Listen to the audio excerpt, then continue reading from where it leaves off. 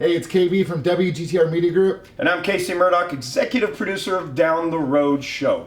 What you're about to see here is an interesting interview that we didn't expect. So we figured we'd brace you a little bit because this may upset a few people, and this is going to excite a lot of people as well. But Casey, why don't you tell us who the interview was with? Well, we were recently at an undisclosed location. Not undisclosed, my ass. But we were at a Comic-Con, and we're fortunate enough to get a great interview with a legend, Mr. Neal Adams. Absolute legend. We got a chance to sit down and talk to him live during an event, the last day of the con. Got to sit down, have a phenomenal conversation. Amazing. But the conversation went a little off of what we ever expected it to be. And simply enough, man, it's a legend, stating his mind, being truthful, and being candid. And honest. You know what? That never happens. Honestly, it never happens. Never. An artist being honest, especially at a con. Quite frankly, he answered questions I've been too scared to even ask. That's a scary thought. Yeah. You're being too scared to ask. Which is not me at all. So we hope you enjoy this.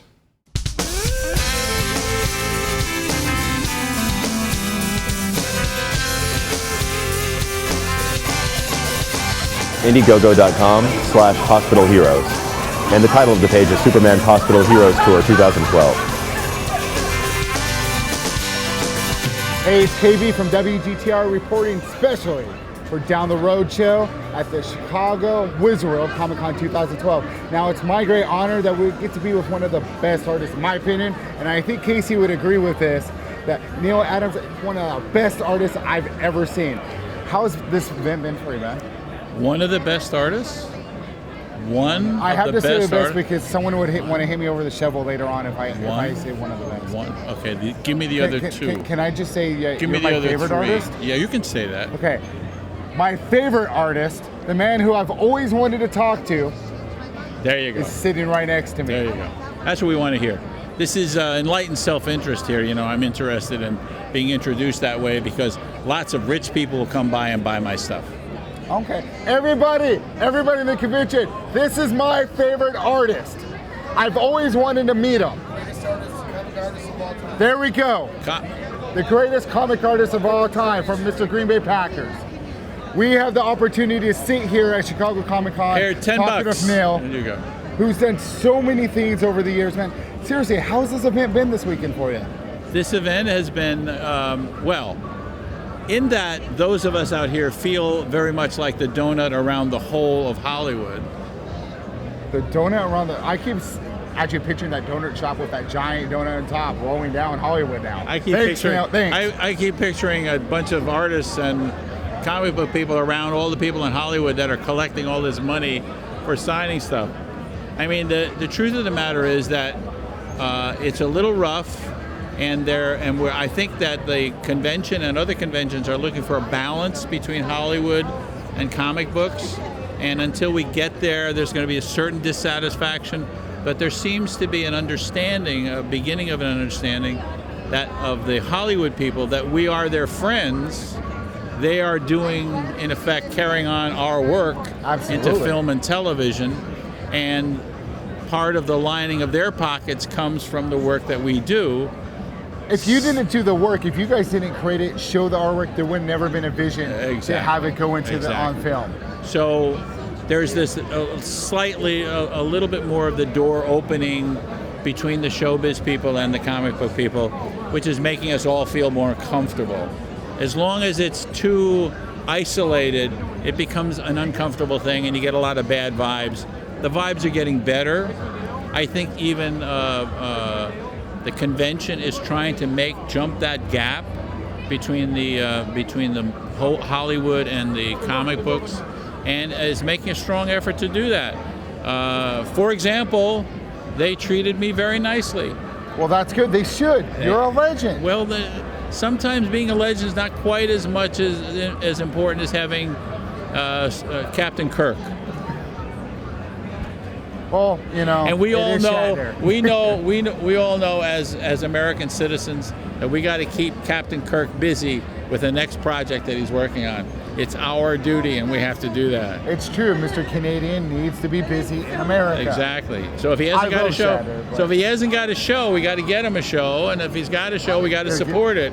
because then he could play, I don't know, a white Indian or some weird thing, or do another musical album where he recites songs. I would have seen him selling secrets of Lucas again in a movie, personally. That's why we got to keep him on these high echelon shows, keep him busy. But getting back to your work, what you've been doing this weekend, has there been certain experiences at this convention with fans of yours coming in and actually meeting you for the first time, getting your autograph, a unique experience?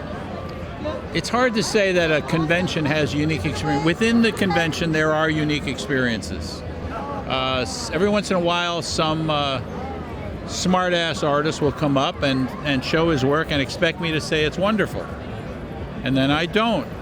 And he's, I don't know, disappointed. Does he get upset? Does he cry a little?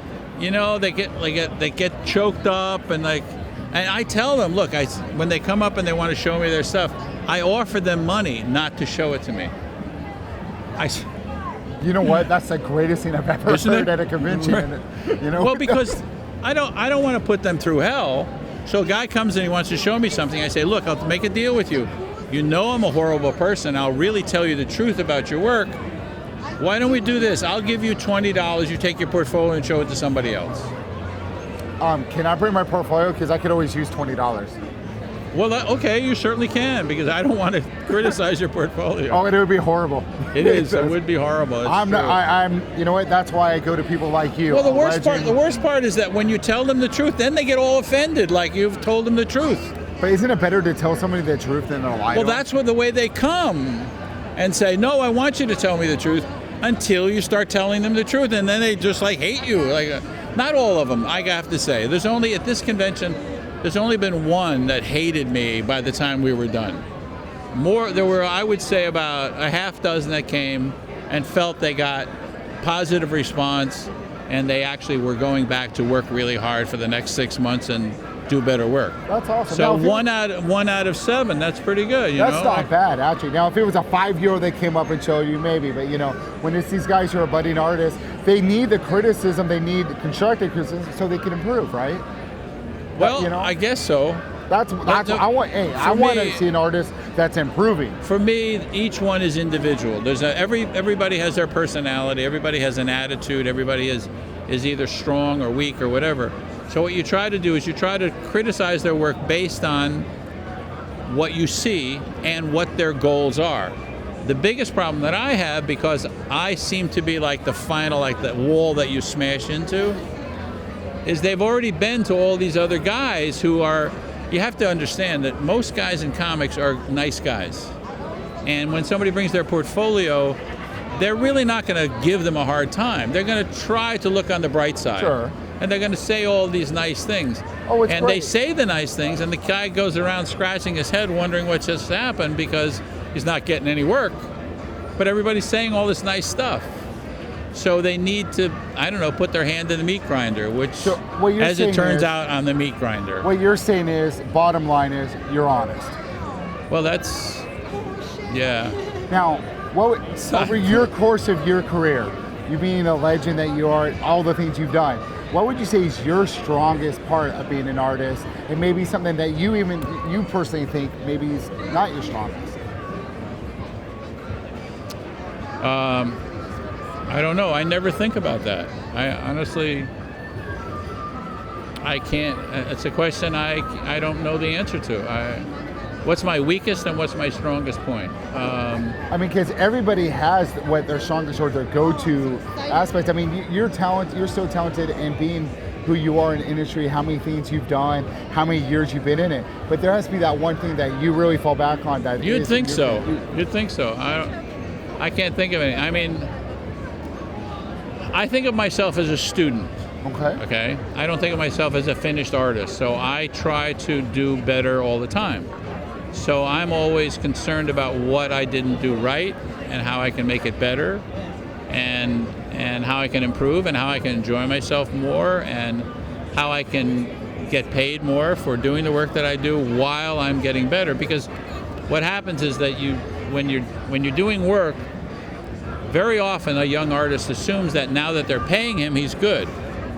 Well, that's a really bad attitude, and I never really allowed myself that attitude. My attitude is, Well, what's interesting for me is to do good work and to get better and to get even better, not to become too sophisticated, you know, like it's not rock and roll anymore. It's still got to be rock and roll. But how do I find my way through all these things, that thought processes that allow me to enjoy this as much as I did 10 years ago or 20 years ago? So I focus on that. So I really honestly don't think about what I do wrong or what I do right, you know, like, look, you came and you said very nice things about me, and we'll just get the conversation to that level. I do get tired of people saying nice things to me, okay? But I don't let it show. I'm letting you know, because everybody is so nice to me, at a certain point I go, all right, stop already, that's enough, you know, please, I'm just like everybody else, you know, I dig the shovel in and I pitch the dirt. I'm not that person, you know, that I right now, I didn't earn all that stuff that the Neal Adams that you're talking about did. That's another Neal Adams. Right now, I'm digging in and doing my job. So it's a little hard to abide all that stuff. I'll tell you what I'll give you an idea what it's like. Let's say you're a movie star, okay? You can never be as good as the appreciation you get as a movie star. You can't be. It's not even possible, okay? You're a schmuck, they're a schmuck. You're all schmucks. And you make movies. You're all schmucks, and he makes movies, and you do this. Whatever it is, we're all the same. But a movie star walks around, and people want their autograph, and they say all these wonderful things about him all the time on the street and at home. I'm very lucky. If I don't want to have people say all these things, I can just walk out into the street. Nobody knows me out there. When I come into a convention that I volunteer to come into, everybody treats me great. So I can come to a convention, and on Monday I go back to work, and my clients treat me like crap, you know, like the landlord wants their rent, all the things that, you know, all the things that happen to you happen to me, and I don't get that adulation, which makes it great for me because I can choose my times. I can come to a convention, be treated great, I can walk out and I'm treated like a regular guy. That no movie star ever gets that, because people recognize them on the street, all the rest of it. So I get to be like a little movie star at a convention, and if I want to cut it, I leave early, or I go out in the street, or the convention is over and I go home, and it's great. That's a great way of putting it. It's terrific being me, because you have these choices. You have the best of both worlds. Exactly. Basically, if you want it, you know, at times, you know, everybody sometimes needs people to say positive things. Yeah. Sometimes you need to get away from it. That's a great way to say it. That's right. So I have a terrific life. I do work that I really love, and I'm never punished by it. I don't get the bad end. You know. One more question I got to ask you. Sure. Do you think there's going to be a time when you're just going to go, you know what, I'm done. I'm going to put the pen down. I'm done. Dancers don't stop dancing, and drawers don't stop drawing. That's Beautiful. Just the way it is. I appreciate the time. This is KB, and I know we might not like it, but it's true. A legend in the industry. We may not like it. You might not like it because, you know, being said all weekend, 4 days long, huge convention. Thousands upon thousands of people here. You must be getting tired of hearing that all day. You know, you never get tired of it because you can, as I said, walk away from it. So how could I get tired of it? It's great. See that guy over there? I figured it out. The Mount Rushmore of Comic-Con. Mr. McKay, Bill Eisner, Frank Frazetta. And how about a few signature? Neal Adams, this is Chicago Wizworld Comic-Con 2012. KB WGTR reporting for Down the Road Show. See you guys. Thank you so much, man.